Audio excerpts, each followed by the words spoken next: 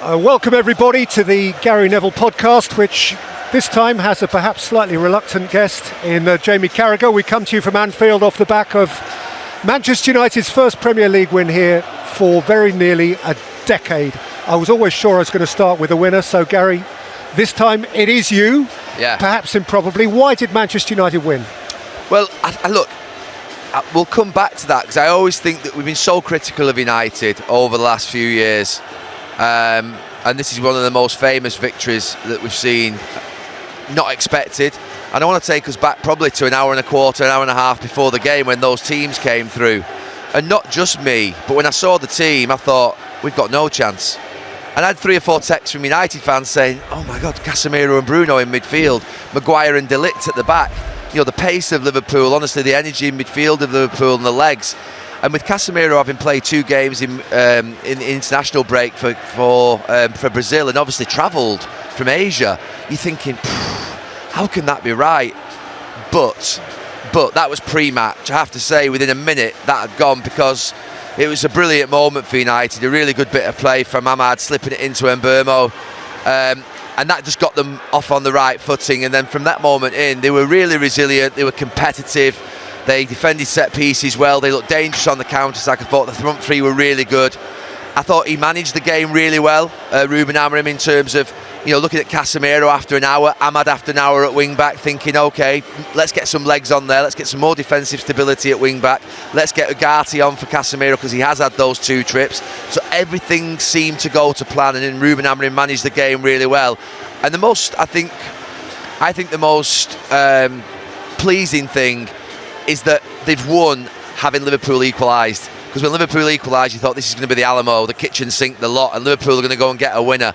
But there's something just before, I thought United would score a second. There was something about that Liverpool team that didn't have enough defensive mindsets on the pitch, and I just thought United are going to do, and they did literally within a minute of that happening. So look, there's a bit of luck. You need a bit of luck. The goalkeeper's made some good saves. They've hit the post 3 times, Liverpool, but I actually think United deserved what they got today, because they applied themselves to the game properly.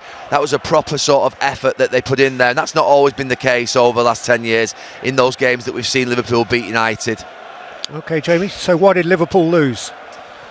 Listen, Liverpool are not good enough defensively right now, and every team that come up against them feel like they can score goals and create chances. Now, Man United's record here over the last 10 years is not just a defeat. I think they've only scored 3 goals, I think, in 9 or 10 games here.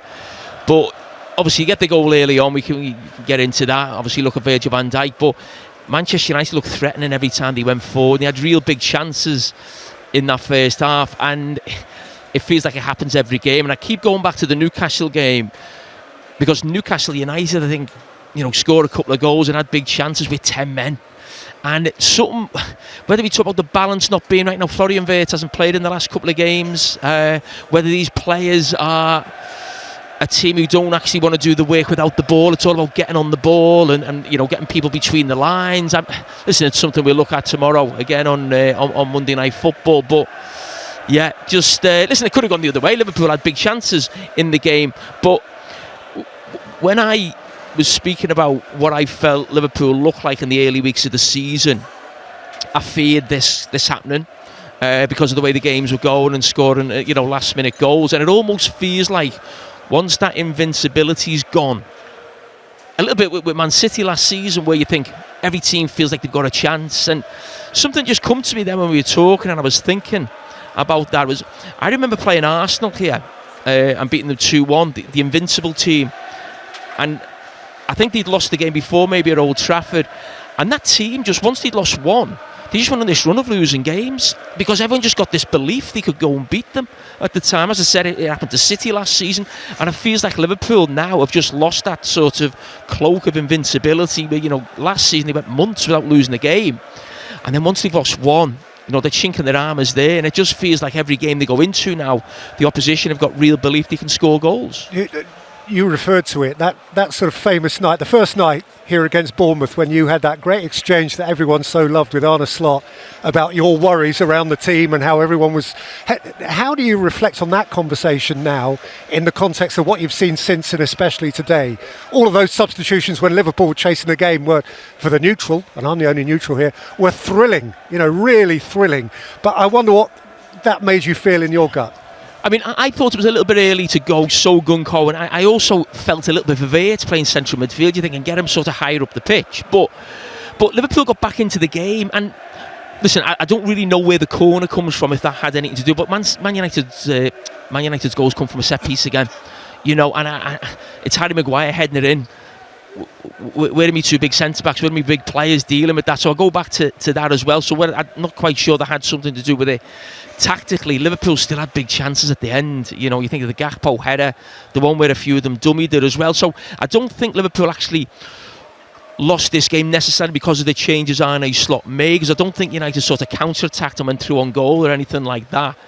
But listen, the small margins right now, whereas at times at the start of the season they were going for them, they're now going against them, and it just feels like every game goes to the wire. And the reason I mentioned at the start of the season is, and we had this little debate, I never want my team to be described as the most entertaining team, and this game being end-to-end and anyone can score. No, you like watching teams who do that who are not your team. You don't like your team doing that. You want your team to be in control.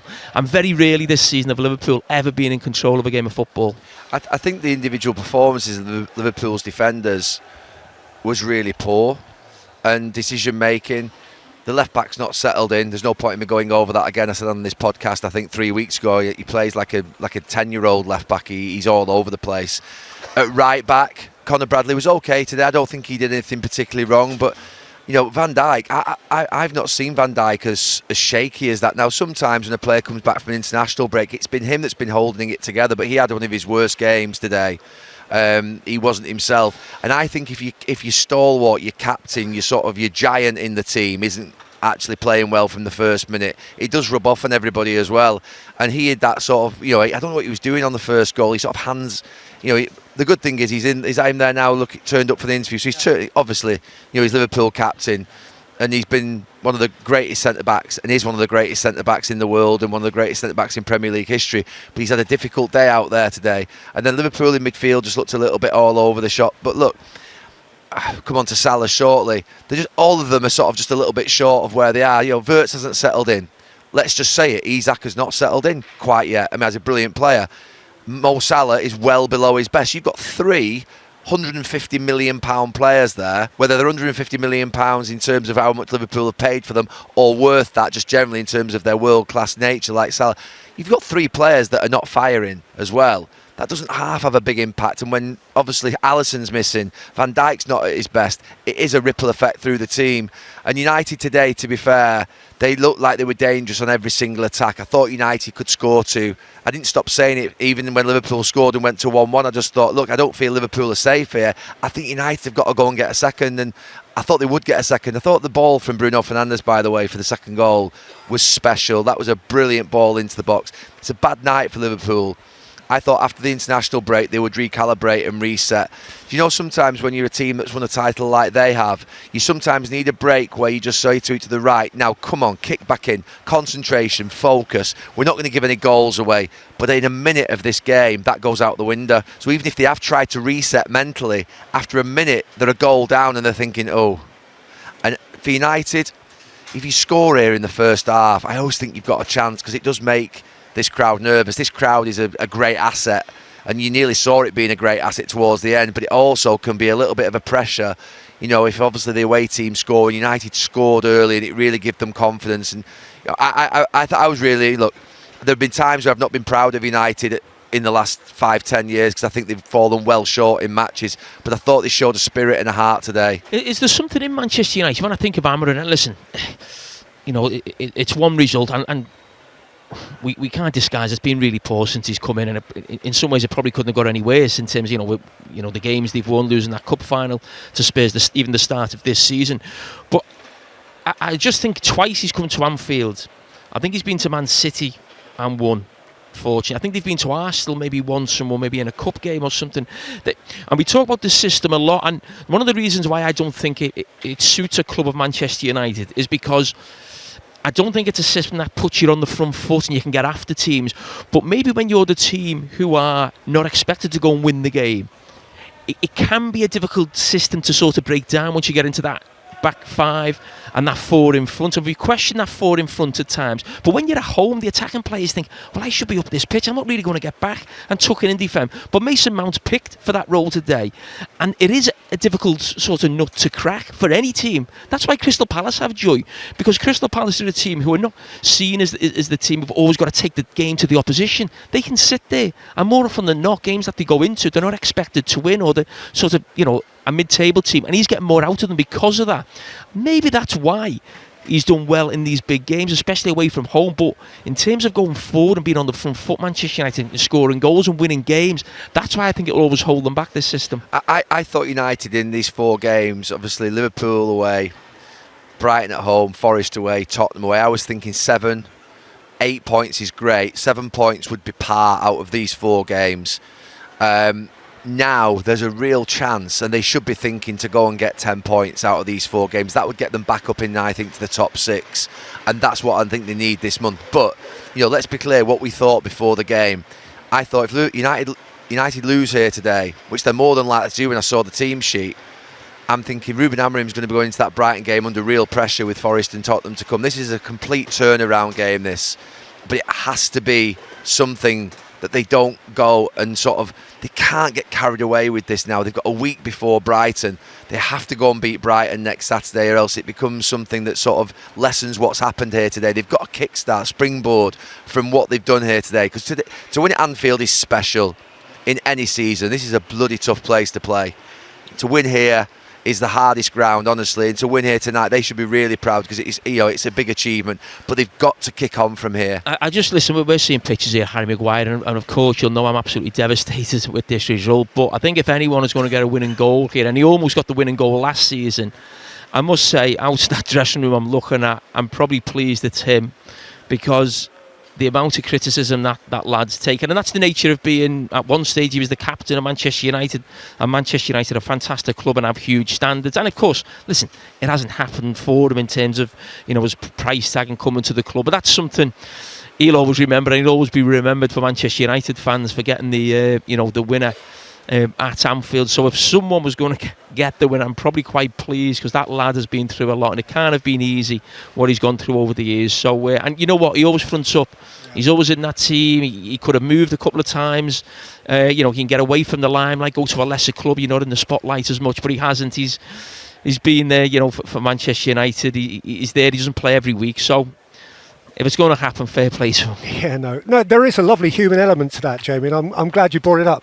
And actually, Harry Maguire's an example of a player who could be scarred by the experiences he's been through. And the Manchester United team as a whole could be pretty scarred. I appreciate, even as a non-player, that scoring after a minute helps in terms of confidence. But didn't they look surprisingly confident today? Didn't the selection seem to work out? Didn't Cunha and Burmo and Mount work together? Peter, absolutely. I thought the front three played well. I thought Casemiro and Fernandes in midfield probably had the best game that they could have had together. I think, honestly, I was really worried about that. I always worry when De Ligt's in that right channel with Maguire at centre-back. I always think there's not enough pace in there, but I thought there's a few problems with Gakpo in this first half, but it was fine. I think for Harry Maguire, it was a really good day for him. I think both De Ligt and him both want that central defensive part. But like you say, they've got to go from today and think, right, I don't think they should be celebrate tonight in a sense of celebrating and thinking how proud you should be to win it. But I hope as they get on that bus, I hope there's a mindset of, right, come on, this is it. We're not going back there again. We're not going back into that bottom half of the table. They've just gone into the top half of the table, I think, to 9th. And I think if they win next week, they've got to start thinking of pushing up the league, because they've got to get to a point whereby there's stability at the club. The only way there's going to be stability is through winning football matches. So, look, it's a great day for Manchester United. I think Maguire and all of them should be proud of how they played. They really did a good job here. And, yeah, I was surprised at the levels they got to today. But let's see it again next Saturday night against Brighton. Yeah. So from Liverpool's point of view, Jamie, and again, we don't want to be... It is only one game. It's a very, very big game. but for Liverpool it's now, of course, 4 games. And they're a little bit off the pace. Nobody's saying they can't win the league anymore, anything silly like that. But it kind of brings a punctuation point. It brings a natural reflection. I mean, what happens next with Liverpool? How do they improve from here? Could you go Joe Gomez right? And it sounds crazy. Sometimes we used to do this. Could you go Joe Gomez right back, Robertson left back with Canati and Van Dijk, and just say, right, okay, for a couple of weeks we're going to bulldoze our way back into this league and basically keep clean sheets? Is there something in that? Listen, I think that's probably something we'd have done in our day. I just don't think Arne Slot's that type of manager. I think he always wants to be the manager who sort of his team are making the play, they're on the ball, so he'd want a full-back to actually progress the ball forward and be attacking, if you like, in terms of the team that he picks. That could be something maybe you do in a big away game, of course. But I think for Liverpool right now, because the games come so quick and fast, before you know, you're at Brentford Saturday night, and how long? That's what I'm saying. So, when does a blip become a crisis? When is it something? Hang on, we are talking about the team who ran away with the league title last season, spending £400 million in the summer. So people can say it's early days and you're looking at different players, but when you spend that type of money and you're the champions, you're talking about really high expectations. And I keep going back to it felt like a Real Madrid summer. That's what Real Madrid go and do. Go and spend the most money on the best players in the market in a summer. It's not Liverpool like that. So it's very different Liverpool summer than we've probably ever seen before. And yeah, I'm worried for Liverpool in terms of not just the results, it's the performances all seen. So the games they've won, they've never looked convincing, and that's almost a bigger worry for me than the actual results that they're in right now. Just on Salah, the interesting thing is obviously there's questions are being asked about him, whether it's his age, whether it's his one season too many, all the other stuff. But the strange thing in watching Salah is usually when a player is sort of getting to usually a player getting towards the end of his career, what you notice is the physical decline.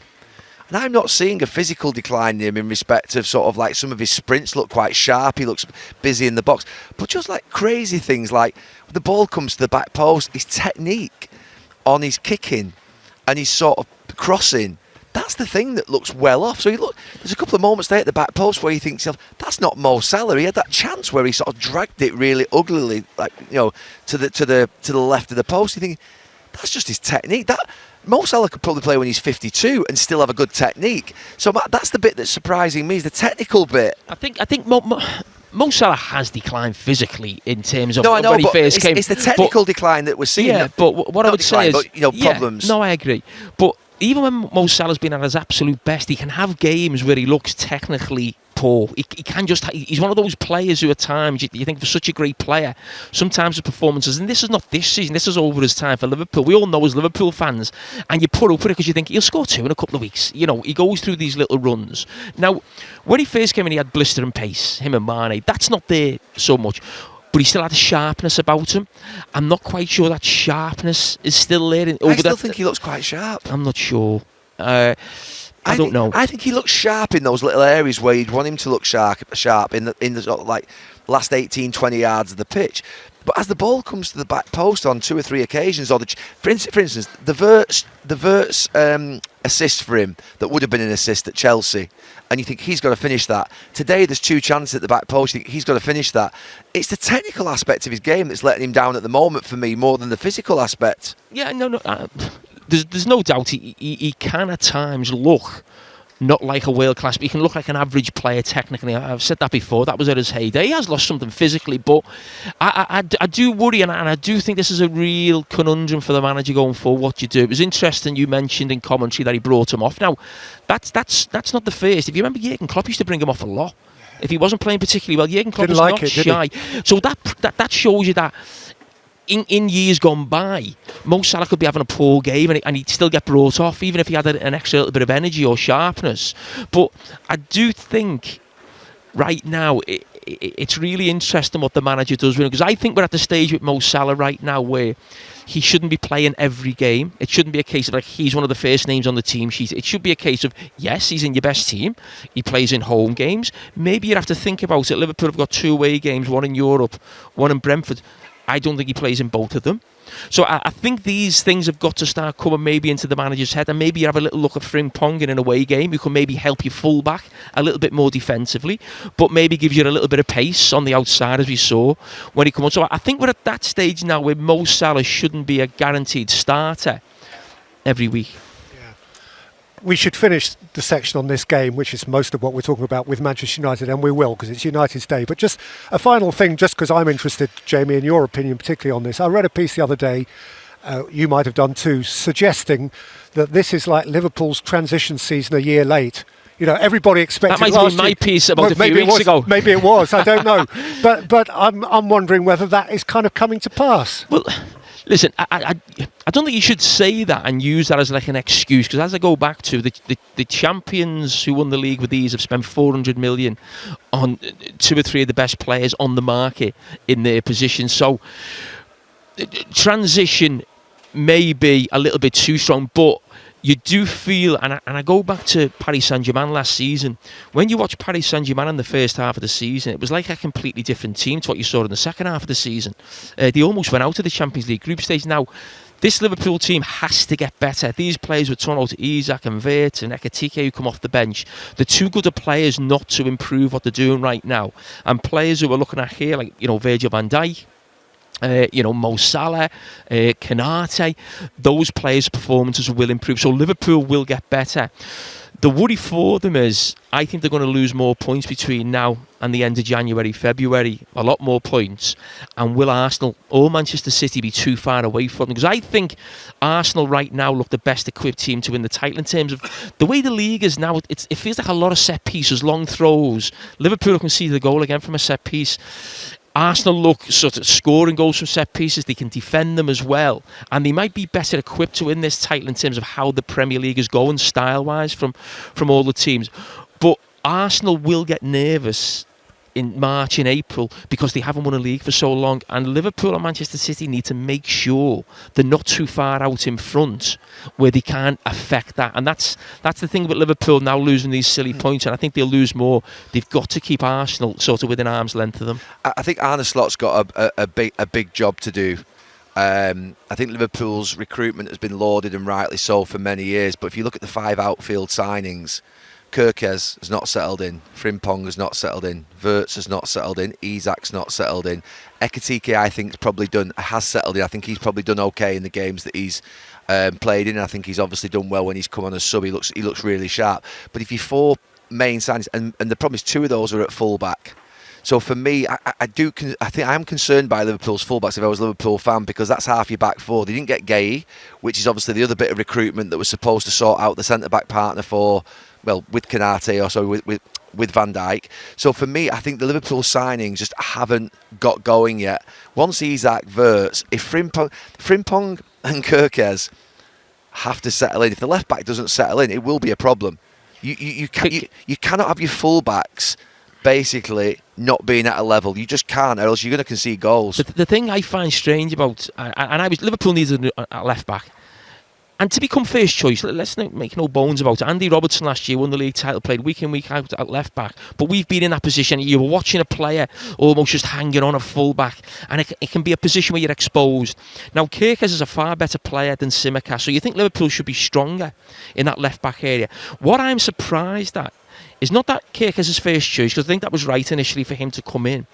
But Robertson's almost getting treated like Tsimikas, where it's like, you never play. You only play unless the left back's injured, or you come on. I thought Robertson would play today. Yeah, maybe exactly. But I thought there would have been, and that was my point about bringing a left back in. Andy Robertson needs help, so it was almost I'm surprised he hasn't been given more games. Not just because Carragher'S hasn't performed that well, just more of actually, he has been a great Liverpool left back. He won the league last season. Carragher'S is a new player. It almost just feels like it's Carragher'S as the left back, and that's the end of it. And I find that strange, really, from game one.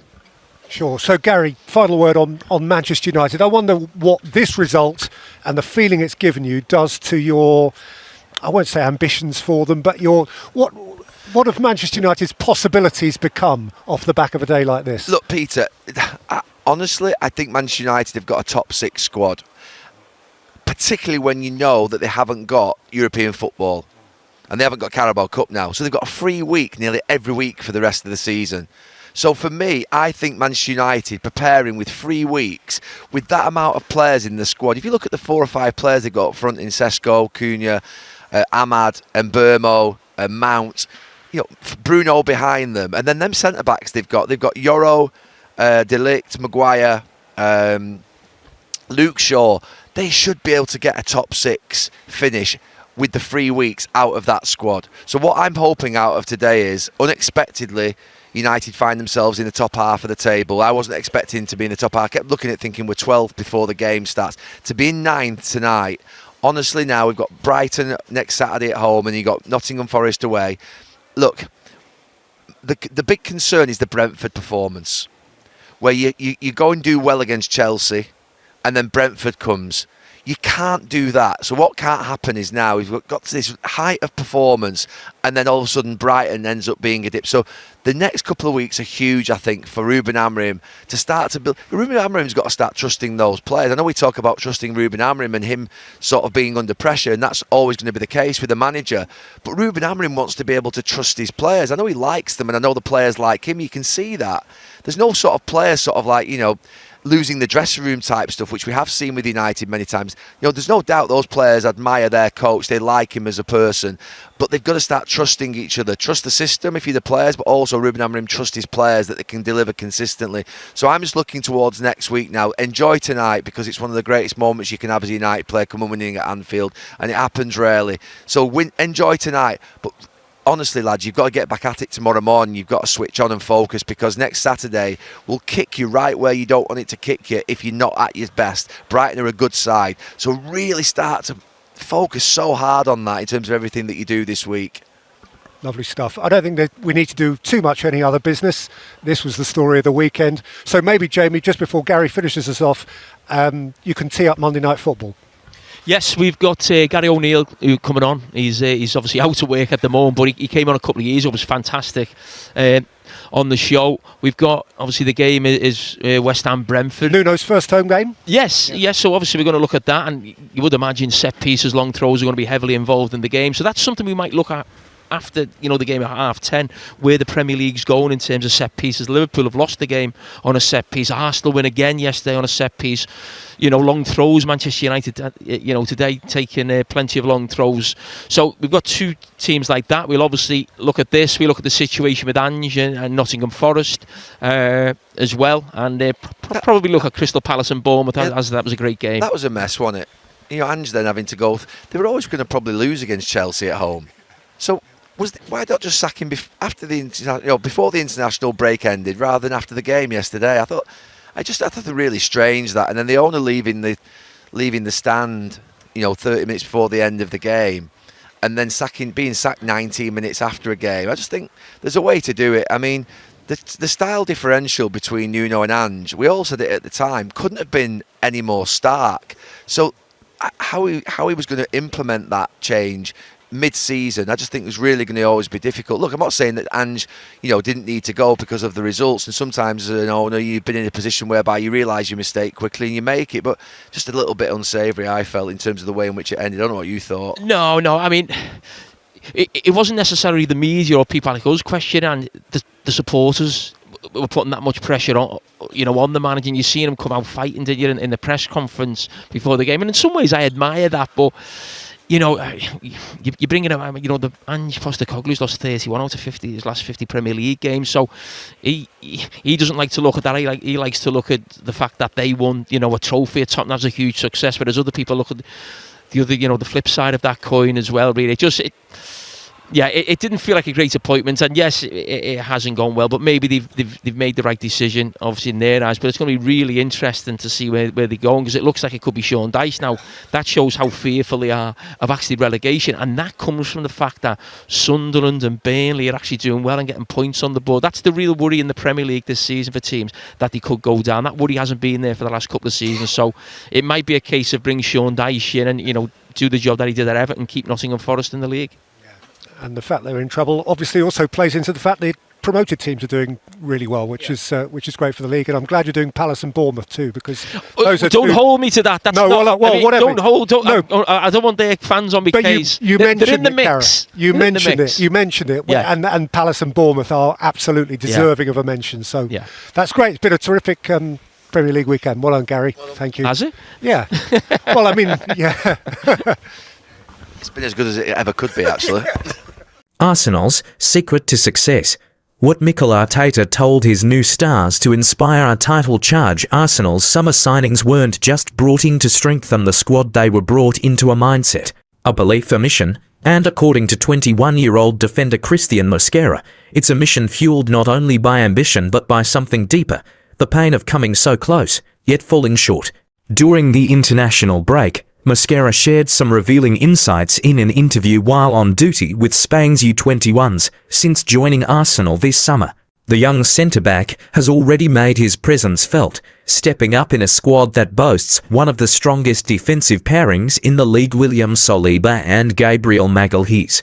It hasn't been easy, but Mosquera has embraced the competition and earned his minutes in a side that currently leads the Premier League table.